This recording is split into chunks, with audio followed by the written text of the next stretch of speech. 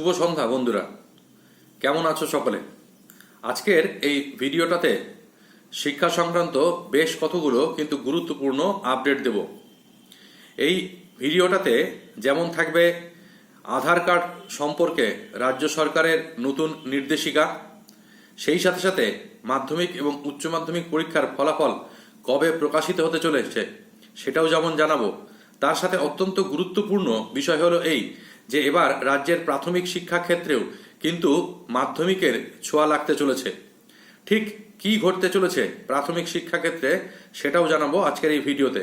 তাই ভিডিওর শুরু থেকে শেষ পর্যন্ত অবশ্যই খুব ভালো করে দেখো এবং খবরটা অবশ্যই সবার কাছে শেয়ার করে দিও।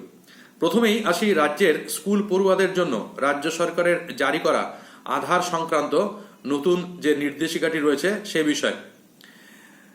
বর্তমানে আধার কার্ড আমাদের অত্যন্ত প্রয়োজনীয় একটি জিনিস এবং স্কুল পড়ুয়া যারা রয়েছে তাদের ক্ষেত্রে তো অত্যন্ত গুরুত্বপূর্ণ এই কারণে যে সরকারি যে সকল প্রকল্প চালু রয়েছে সেই সকল প্রকল্পের সুযোগ নিতে গেলে আধার কার্ড থাকাটা বাধ্যতামূলক এবং রাজ্যের স্কুল শিক্ষা দপ্তরের নির্দেশ অনুযায়ী স্কুলে ভর্তি হওয়ার সময় প্রত্যেক পড়ুয়ার কিন্তু আধার কার্ড থাকাটা বাধ্যতামূলক। কিন্তু এবার রাজ্য সরকার নতুন নিয়ম চালু করেছেন এবং এই নতুন নিয়ম অনুযায়ী শুধুমাত্র একবার নয় দুইবার আধার কার্ড কিন্তু যাচাই করা হবে এবং আপডেট করা হবে। ইতিমধ্যেই প্রাথমিক এবং মাধ্যমিক স্তরের সকল জেলা পরিদর্শক এবং স্কুল আধিকারিকদের কিন্তু এই বিষয়ে চিঠি পাঠানো হয়েছে। রাজ্য সরকারের কন্যাশ্রী, সবুজ সাথী সহ বিভিন্ন শিক্ষামূলক যে প্রকল্পগুলো চালু রয়েছে যাতে কোনো শিক্ষার্থী এই প্রকল্পের সুবিধা থেকে বঞ্চিত না হয় তাই জন্য আধার আপডেট করা বাধ্যতামূলক করা হয়েছে এবং এই নির্দেশিকায় জানানো হয়েছে যে প্রথম আপডেট যেটি হবে সেটি 5 বছর বয়সে এবং দ্বিতীয় আপডেটটি করা হবে হলো 15 বছর বয়সে এবং এই আপডেট প্রক্রিয়া সম্পূর্ণ বিনামূল্যে করা হবে। সংশ্লিষ্ট স্কুল, বিদ্যালয়, জেলা আধিকারিক এই ব্যাপারটাতে কিন্তু দায়িত্বে থাকবেন। দ্বিতীয় যে গুরুত্বপূর্ণ খবরটি দেব সেটি হলো এবছর অর্থাৎ 2025-এর মাধ্যমিক পরীক্ষার ফলাফল কবে প্রকাশিত হবে সে বিষয়ে। আমি এর আগের একটি ভিডিওতে জানিয়েছিলাম যে এবছর অর্থাৎ 2025-এর মাধ্যমিক পরীক্ষার ফলাফল কিন্তু প্রকাশিত হতে চলেছে মে মাসের দ্বিতীয় সপ্তাহে এবং ঠিক আমার সেই কথারই কিন্তু প্রতিফলন বা অনুরণন শোনা গেল গতকাল অর্থাৎ বুধবার। এ রাজ্যের মধ্যশিক্ষা পর্ষদের তরফ থেকে কিন্তু এমনটাই জানানো হয়েছে যে এই মুহূর্তে রাজ্যের মাধ্যমিক পরীক্ষার্থীদের প্রায় 50% উত্তরপত্রের মূল্যায়ন হয়ে গিয়েছে এবং তা জমা পড়ে গিয়েছে।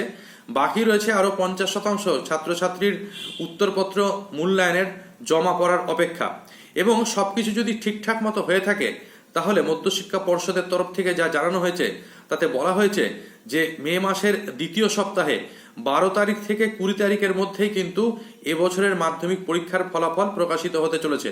আবারও বলছি, মে মাসের 12 তারিখ থেকে 20 তারিখের মধ্যেই কিন্তু এবছর মাধ্যমিক পরীক্ষার ফলাফল প্রকাশিত হতে চলেছে এবং পর্ষদ সূত্রে যে বিশ্বস্ত খবর পাওয়া যাচ্ছে তাতে জানা গিয়েছে ইতিমধ্যে পর্ষদের তরফ থেকে কিন্তু 12 তারিখটাকেই পাখির একদম দৃষ্টি করে রাখা হয়েছে, অর্থাৎ 12 তারিখেই তারা ফল প্রকাশ করতে মোটামুটি বদ্ধপরিকর। তবে পরিস্থিতি যদি খাতা উত্তরপত্রের যদি জমা পড়তে কিছুদিন দেরি হয়ে থাকে তাই তারা এই মুহূর্তে সেই দিনটিকে প্রকাশ করতে চাইছেন না। তারা বলছেন যে মে মাসের দ্বিতীয় সপ্তাহেই তারা কিন্তু মাধ্যমিক পরীক্ষার ফলাফল প্রকাশ করবেন এবং এর আগে উচ্চ মাধ্যমিক শিক্ষা সংসদের তরফ থেকে যেমন জানানো হয়েছিল তা থেকে এটা বলা যায় যে মাধ্যমিক পরীক্ষার ফল প্রকাশিত হওয়ার 1 সপ্তাহের মধ্যে কিন্তু এবছরের উচ্চ মাধ্যমিক পরীক্ষার ফলাফল প্রকাশিত হবে। সবচেয়ে গুরুত্বপূর্ণ যে খবরটি রয়েছে সেটি হলো এই যে প্রাথমিক শিক্ষা ক্ষেত্রেও কিন্তু একটা বড় ধরনের পরিবর্তন আসতে চলেছে। প্রাথমিক শিক্ষা ক্ষেত্রেও কিন্তু মাধ্যমিকের মতো এবার পরীক্ষা পদ্ধতি আসতে চলেছে। কি সেই পরীক্ষা পদ্ধতি? যেটুকুনি গতকাল পর্ষদ সভাপতি গৌতম পাল মহাশয় জানিয়েছেন তা থেকে তিনি বলেছেন যে এবার থেকে প্রাথমিকের ক্ষেত্রে প্রশ্নপত্র কিন্তু তৈরি করে দেবে পর্ষদ।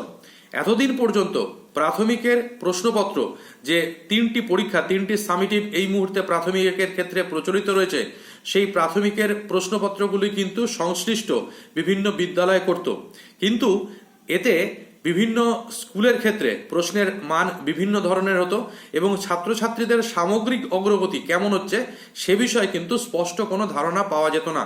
সে জায়গাতে দাঁড়িয়ে এবার পর্ষদ সিদ্ধান্ত নিচ্ছে যে এখন থেকে প্রাথমিকের যে প্রশ্নপত্র সেই প্রশ্নপত্র কিন্তু তৈরি করবে পর্ষদ। তবে সমস্ত ক্লাসের প্রশ্নপত্র কিন্তু পর্ষদ তৈরি করবে না। পর্ষদ সভাপতি যেটুকুনি জানিয়েছেন তাতে তিনি বলেছেন যে দ্বিতীয় এবং তৃতীয় শ্রেণীর প্রশ্নপত্রই কিন্তু পর্ষদ তৈরি করবে এবং 3টে সামেটিভের প্রশ্নপত্রই পর্ষদ থেকে তৈরি করা হবে।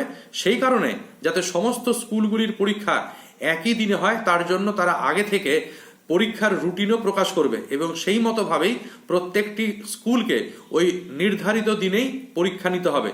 যদি কোনো কারণে কোনো স্থানীয় উৎসব অনুষ্ঠানের জন্য স্কুল ছুটি দেওয়া হয়ে থাকে তাহলে সেক্ষেত্রে দ্বিতীয় সেটে অন্যদিন সেই পরীক্ষা নেওয়া যাবে।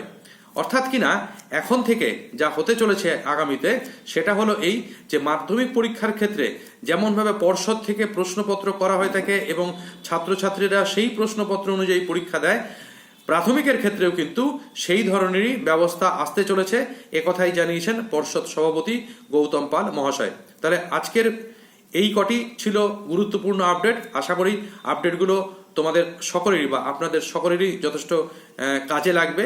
যদি ভিডিওটা ভালো লাগে তাহলে অবশ্যই সবার সাথে শেয়ার করে নেবেন। ভালো থাকুন সকলে, সুস্থ থাকুন।